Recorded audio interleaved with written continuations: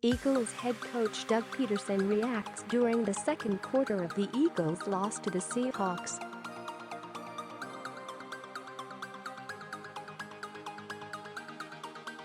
Seattle. For the first time in nearly 2 months, Doug Pederson and the Eagles found themselves in a game in which every decision, every call, and every mistake mattered.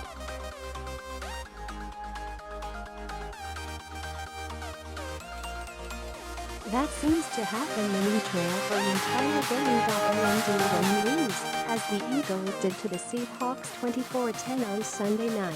Every decision, call and mistake that didn't go your way will be magnified.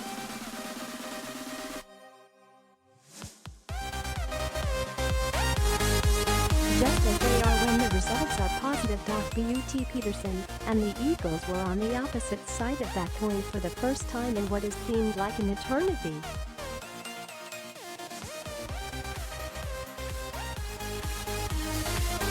Did the coach make the right decisions on several "should we go for it or not" fourth downs? Did he toss his challenge flag at the right time? Did he have an offensive game plan designed to take advantage of Seattle's backup cornerbacks? And did he have his team prepared to face the Eagles' first legitimate opponent since the Panthers in early October?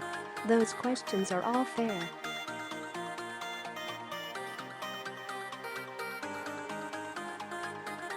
But it's almost important to not forget the first 11 games, the 9-game winning streak, and all the successful moves Pederson had made.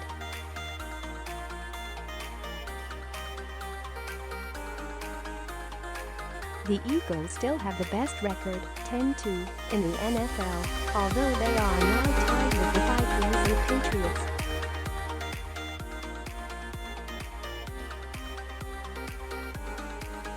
They still hold a 4-game lead in the NFC East and control their own destiny. But the Eagles didn't bring their A-game to CenturyLink Field, and Pederson will have to shoulder his share of the blame.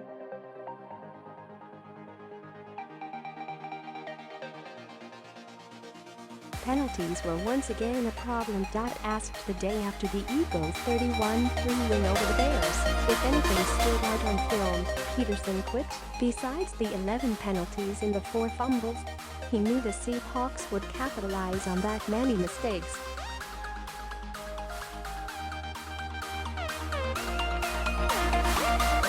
But the Eagles didn't clean up the penalties.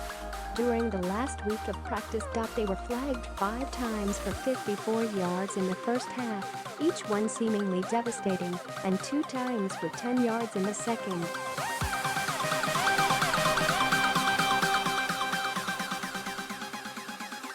Some of the penalties were suspect, like the first quarter pass interference penalty on cornerback Ronald Darby.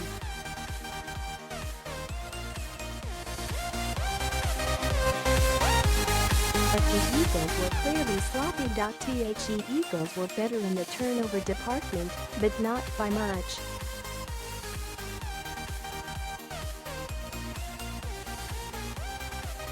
They tossed 1 interception, and the top 1 fumble, a costly one. Carson Wentz opened the second half with an impressive drive and had the Eagles all the way down to the Seattle 4.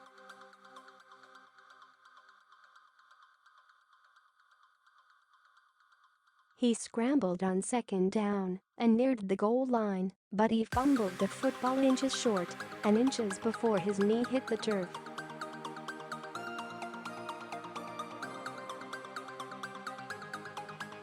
A hit from defensive tackle Sheldon Richardson jarred the ball loose, and it bounced out of the back of the end zone for a touchback.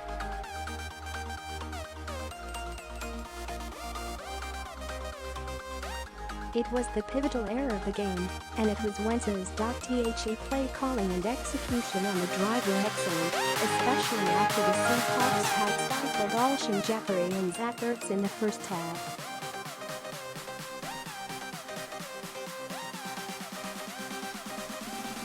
The Eagles went up-tempo as Pederson countered with a series of downfield plays to Ertz for 14 and 10 yards, and to Jeffery for 11 and 23 yards.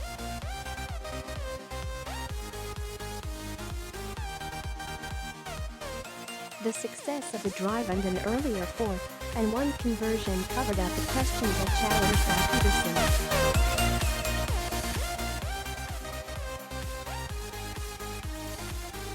Wentz hit Torrey Smith on 3rd and 12 near the marker, but the ball was spotted a half-yard short.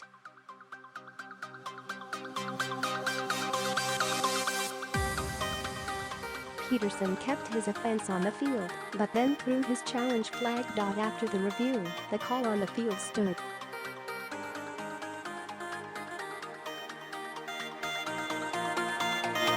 If Pederson was confident enough to go for it on the Seattle 29, and he should have been since the Eagles were a perfect 8 of 8 on their previous 4th and 1 tries this season, then why gamble on the challenge and potentially lose a timeout? Of course, Wentz's sneak picked up the first down, but a timeout was wasted.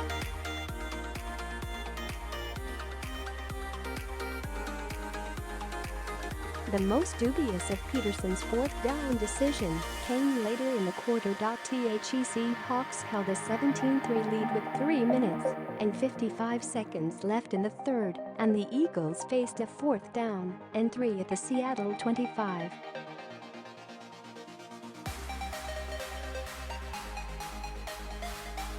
The Eagles needed points, obviously, but there was still plenty of time. A field goal would have trimmed the margin to 11 points.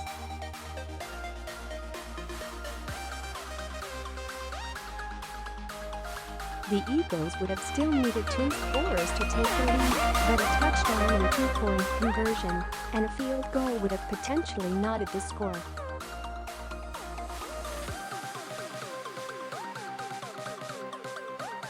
Pederson's aggressiveness has paid off more times than not. The Eagles failed to convert here when Wentz was pressured by the blitzing Care.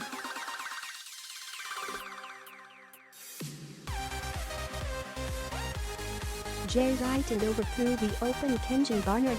Pederson's end of half decision-making was curious.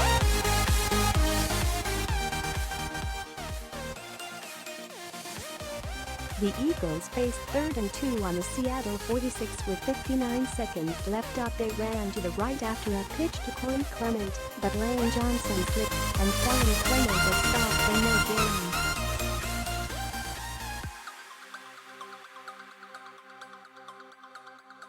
Jalen Blount had shouldered most of the load on the ground in the first half, rushing for a combined 60 yards on 13 carries, 4.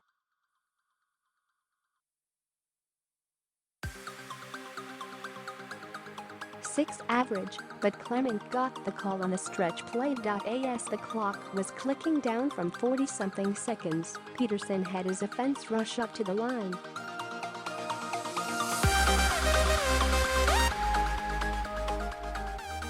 But Wentz didn't quick snap and the Eagles bled to clock down until a timeout was called with 18 ticks remaining.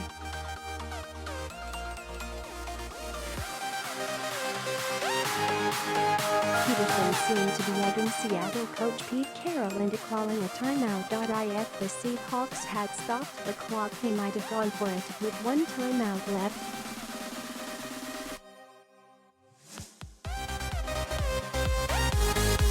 An argument could be made that Pederson should have tried immediately anyway. The Eagles trailed by only 1 score and would have the ball to start the second half.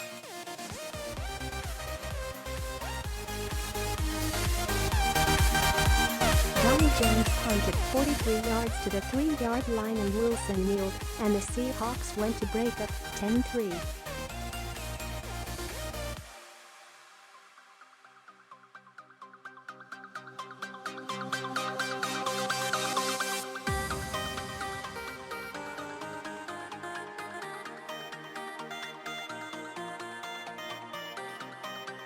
It would have been an aggressive move to go for it, despite the Eagles' perfect record on 4th and 1s, but Pederson elected to punt.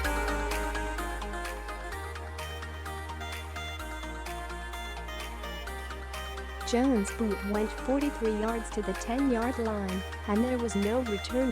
Jim Schwartz's defense responded, and after a 3-and-out in the punt, the Eagles got the ball back on the Seattle 46.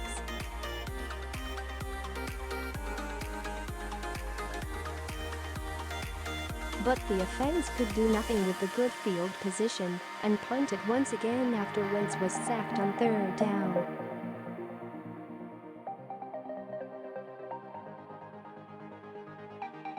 Get insights on the Eagles delivered straight to your inbox with Early Birds, beat writer Zach Berman's newsletter for Eagles fans.